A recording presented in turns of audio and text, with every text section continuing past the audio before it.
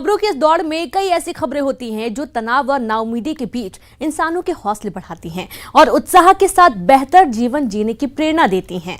इस खास कार्यक्रम में हमारी कोशिश भी ऐसी ही खबरें दिखाने की होती है जो जरा हटके हैं।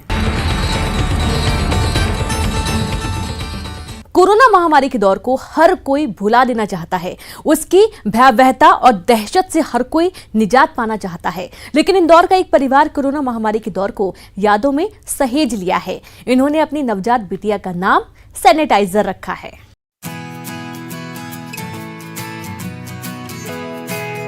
कोरोना महामारी के चलते विश्व में बड़े से बड़ा देश भी नहीं बच पाया और लाखों लोगों की मौत हो गई। कोरोना महामारी ने भारत में भी तबाही मचाई और हजारों लोगों को इसका शिकार बनना पड़ा। कोरोना की दहशत का ही आलम है कि आज 2 महीने से भी ज्यादा समय तक लॉकडाउन वाले हालात में रहा। भारत में समय के साथ स्थिति सुधर रही है और लोग कोरोना की दहशत से उबर रहे हैं, लेकिन इंदौर में एक परिवार इसे हमेशा के लिए यादगार बनाए रखना चाहता है। इसके लिए उन्होंने कोरोना संकट काल में जन्म ली हुई अपनी बेटी का नाम सैनिटाइजर रखा है। इंदौर के इंडेक्स मेडिकल कॉलेज में कोरोना से संक्रमित होने के बाद गर्भवती भारती और उनका परिवार भर्ती किया गया। भारती ने इलाज के दौरान एक बच्ची को जन्म दिया। जब नाम रखने की बारी आई तो परिवार ने बड़े प्यार से बच्ची का नाम सैनिटाइजर रखा। मेरी छोटी बेबी है, मेरी इच्छा है उसका नाम सैनिटाइजर रखूं। और क्या बोलते हैं ना, मैं यहाँ पे 16 तारीख को आई हूँ और सर ने यहाँ पे सबने, डॉक्टरों ने सबने सुविधाएं दी, खाना पीना रहना सब अच्छा व्यवस्था थी। यहाँ पे मुझे सब चीज़ की सुविधा मिली।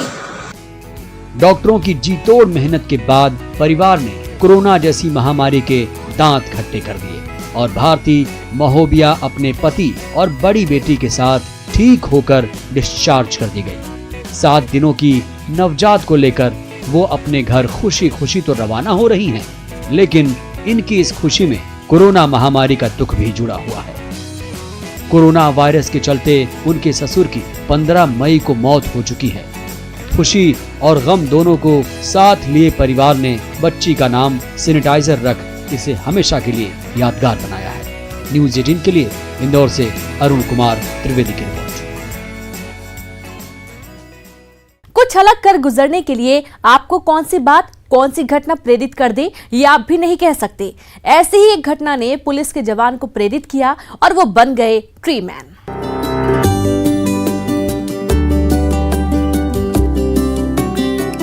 धरती तप रही है और बदन जल रहा है।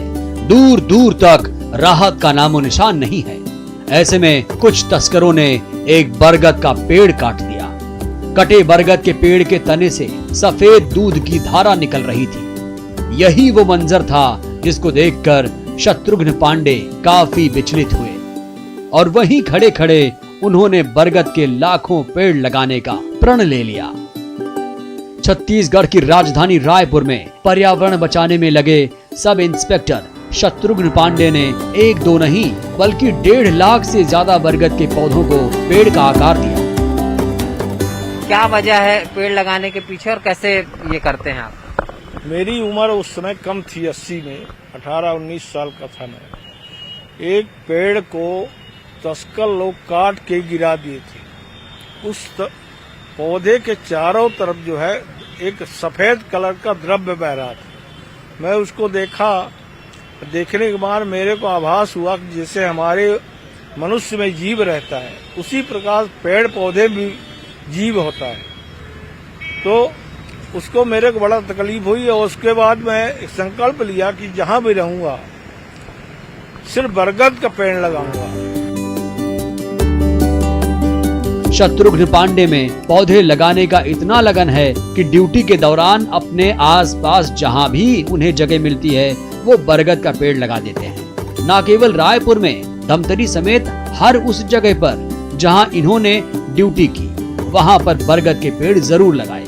घड़ी चौक में 40 साल से खड़ा विशाल बरगद का पेड़ भी सब इंस्पेक्टर शत्रुघ्न पांडे ने ही लगाया था।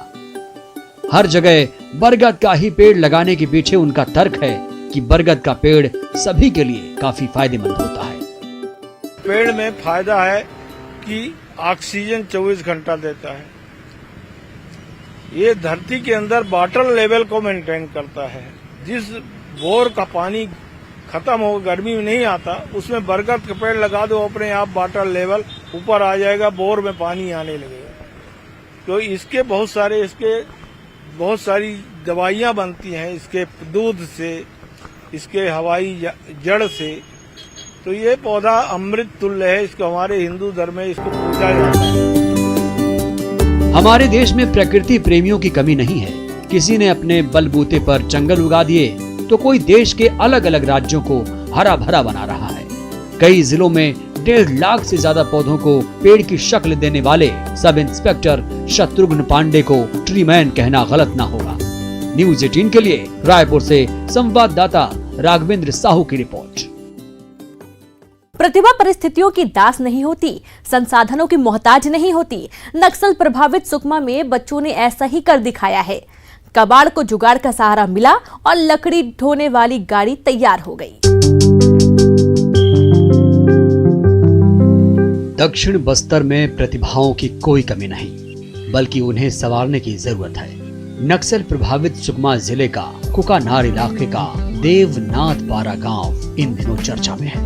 चर्चा इसलिए कि यहाँ के 2 बच्चों 8 साल के सुखदेव और उसके दोस्त 5 साल के सुनील ने कबाड़ से जुगाड़ लगाकर जंगली लकड़ी ढोने वाली गाड़ी बना दी। इसमें ना तो इंजन है और ना ही यह बैलों द्वारा खींची जाती है। इस गाड़ी में पहियों के बीच बनी जगह में लकड़ी के गड्ढे लादे जाते हैं और उसे वो बड़ी आसानी से जंगल से घर लेकर चले आते हैं।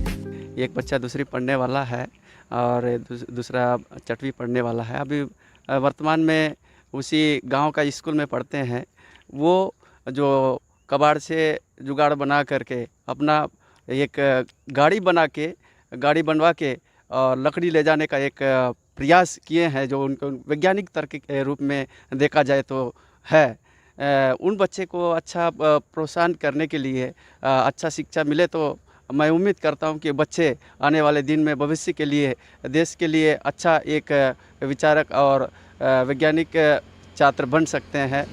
कक्षा 6 और कक्षा 2 के छात्र सुखदेव और सुनील का स्कूल लॉकडाउन के चलते बंद है और इन दोनों बच्चों ने कबाड़ समझे जाने वाले साइकिल के पुराने टायर और बच्चों की साइकिल के पुर्जों की मदद से 2 दिनों में 4 पहियों वाली मालवाहक गाड़ी बना दी। भले ही इन बच्चों की ये छोटी सी कोशिश हो, लेकिन नक्सल इलाकों में इन बच्चों की सोच ने बदलाव की इबारत लिखी है। जरूरत है इन बच्चों को उच्च शिक्षा देने की, जिससे प्रतिभा को नया आयाम मिल सके। न्यूज़ 18 के लिए सुकमा से संवाददाता सत्यनारायण चांडक की रिपोर्ट। हालात चाहे जितने भी विकराल क्यों ना हो, प्रतिभा अपना पहचान बना ही लेती है। कोरोना काल में मनोरंजन के लिए रसोइये द्वारा किया गया डांस अच्छों को हैरान कर रहा है। रसोइये की इस प्रतिभा को अगर सरकारी मदद का हाथ लग जाए तो कटिहार का नाम जरूर रोशन हो जाएगा।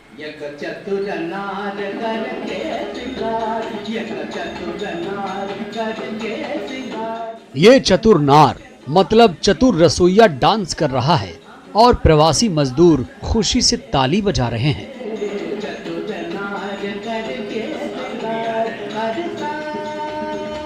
ये कटिहार के +2 उच्च विद्यालय के क्वारंटीन सेंटर का नजारा है, जहां प्रवासी मजदूरों का पेट भरने के बाद उनके मनोरंजन के लिए रसोइया टिंकू सिंह अपने डांस का कमाल दिखा रहे हैं।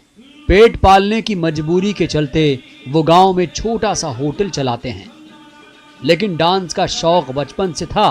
कोरोना काल में उन्हें इसे पूरा करने का मौका मिल गया है। सोचना पड़ जाता था कि वो बाहर चले जाता था, कोई इधर भी चले जाता था, मोह नहीं लगता किसी को।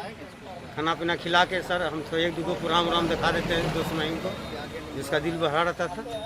और अभी सब खुश रहते हैं और बहुत बढ़िया से रहते हैं। सोशल मीडिया पर रसोइया टिंकू सिंह का डांस करने वाला वीडियो तहलका मचा रहा है।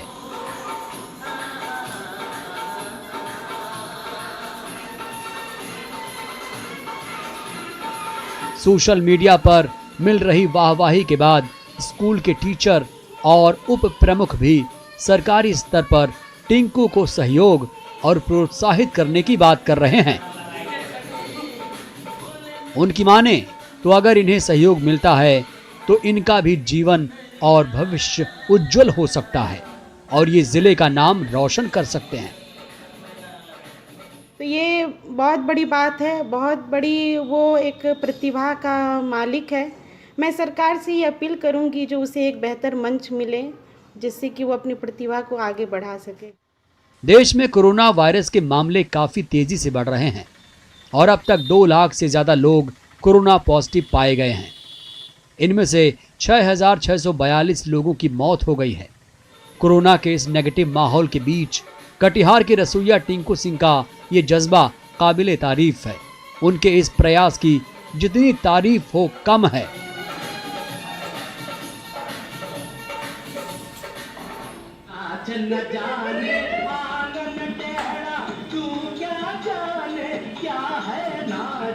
न्यूज़ 18 के लिए कटिहार से संवाददाता सुब्रत की रिपोर्ट।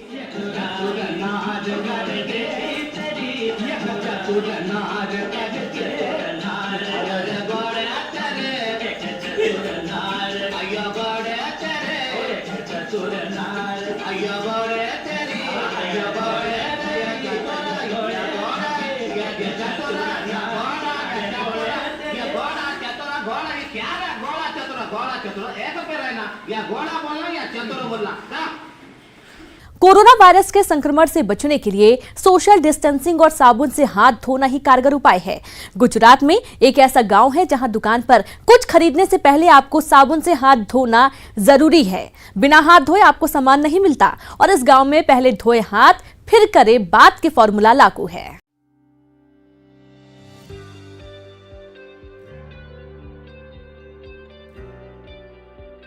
देश का सबसे स्मार्ट गांव का अवार्ड जीत चुका है ये गुजरात का साबरकांठा जिले का पुनसरी गांव।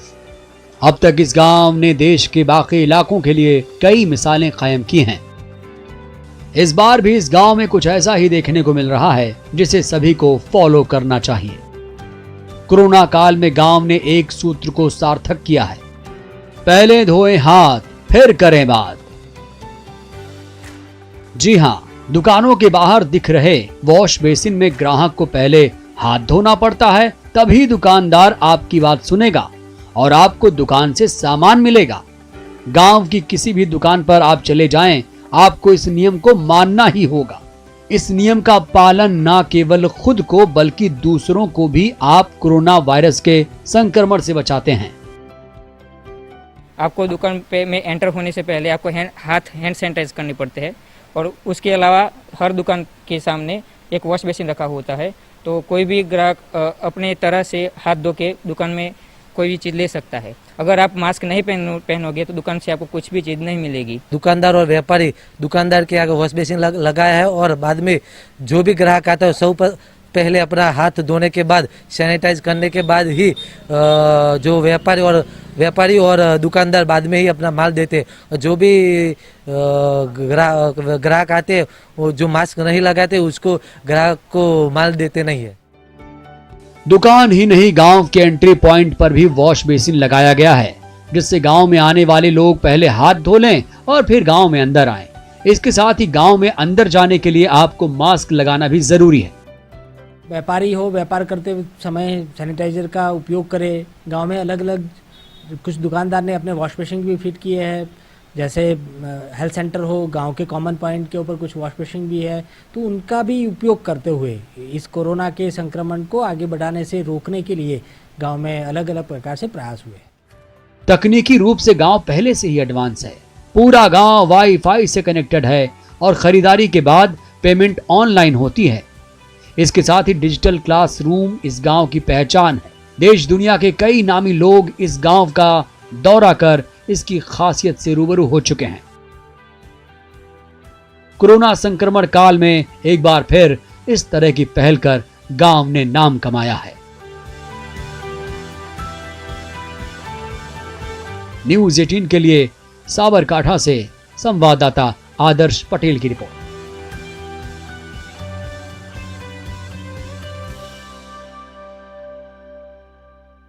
और यहाँ पर वक्त एक ब्रेक का है, हम जल्द हाजिर होंगे।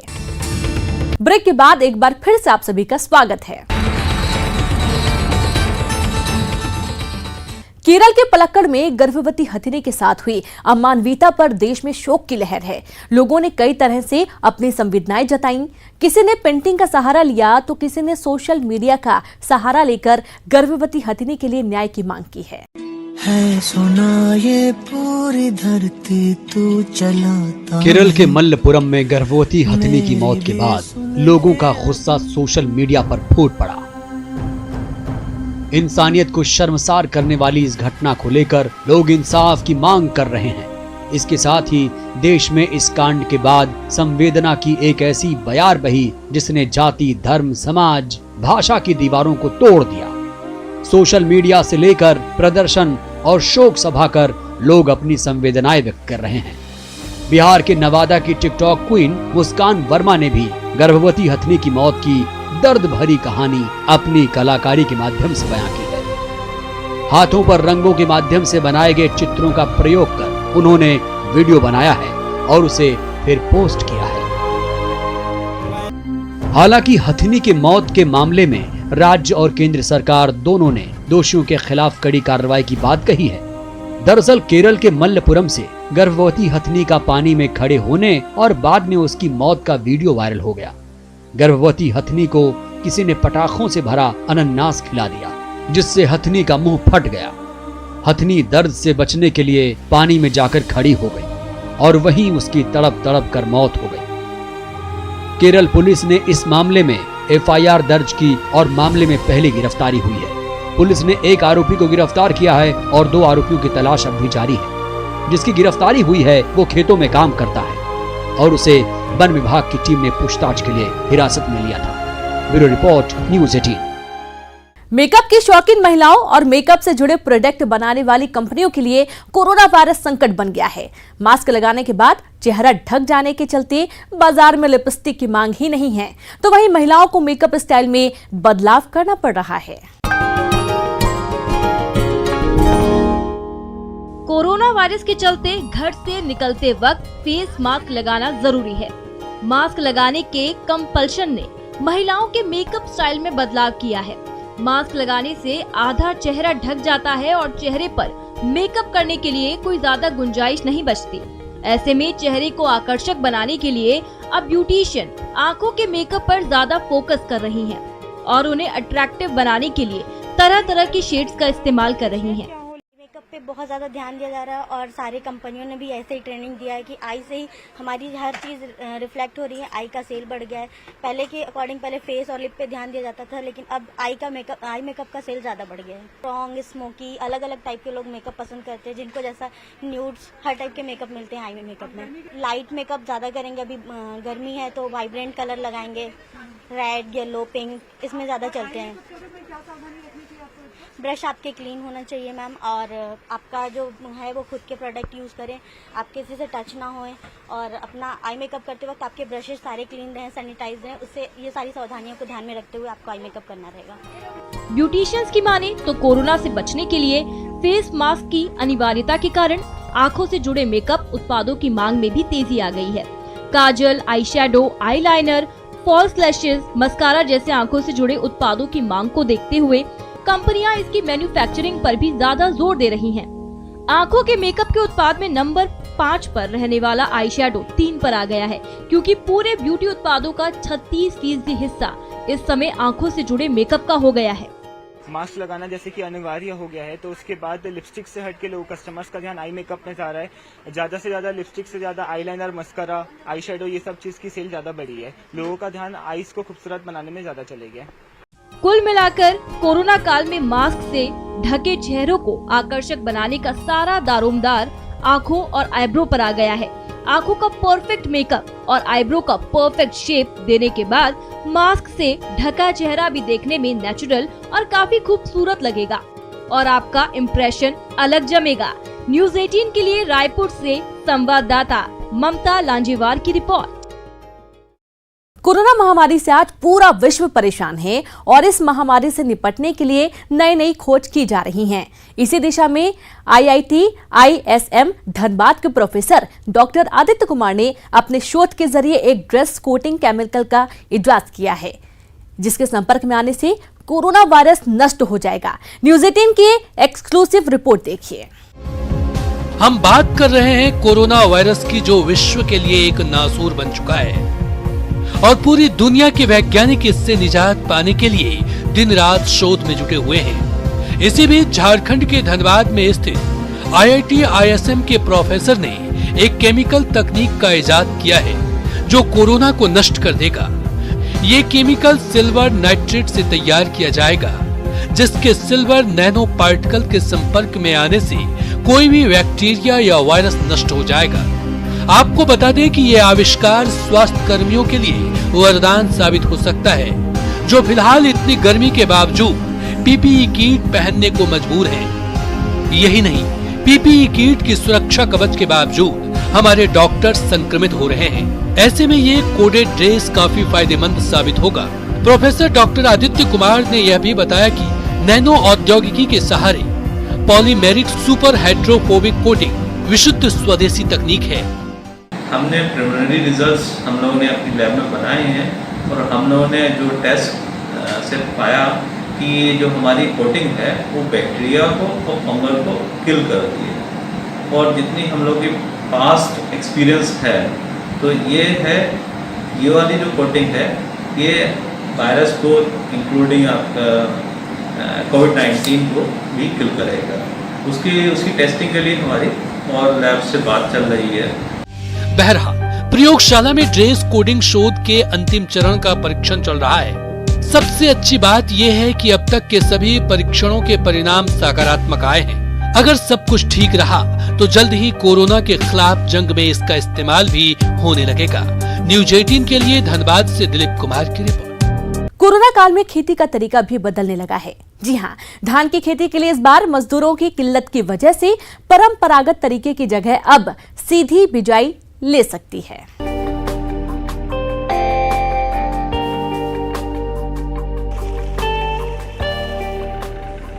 जरूरत कहिए, मजबूरी समझिए या फिर वक्त की मांग, कोटा में धान की खेती का परंपरागत तरीका छोड़ इस बार सीधी बिजाई पर जोर दिया जा रहा है। मतलब धान की रोपड़ी ना कर सीधे बीज की बुआई। दरअसल मजदूरों की कमी की वजह से किसान सीधी बिजाई के जरिए धान की खेती पर जोर दे रहे हैं, ताकि इस बार उनका खेत पड़ती ना रह जाए। जानकार ये भी मान रहे हैं कि हाँ दिक्कत है पर फायदे भी हैं। ना कुछ तो फिर नया अपने को विकल्प ढूंढना पड़ेगा। धान की अगर रुपाई नहीं होगी तो क्या करें। फिर हमने सोचा भी इसको सूखे में ही बिजाई करते हैं, जैसे गेहूं की बिजाई करते हैं। इसमें अपने को सूखे में बिजाई करके आधा इंच, ज़्यादा गहराई में नहीं, आधा इंच बिजाई करके ऊपर पानी लगाना है हाथों हाथ। पहले स्प्रे करनी है उस पर कचरे की स्टॉम्प, और उसके बाद फिर हमने इस पे पानी लगाया। और इसी के साथ खबरें जरा हटके में फिलहाल इतना ही। मुझे दीजिए इजाजत। नमस्कार।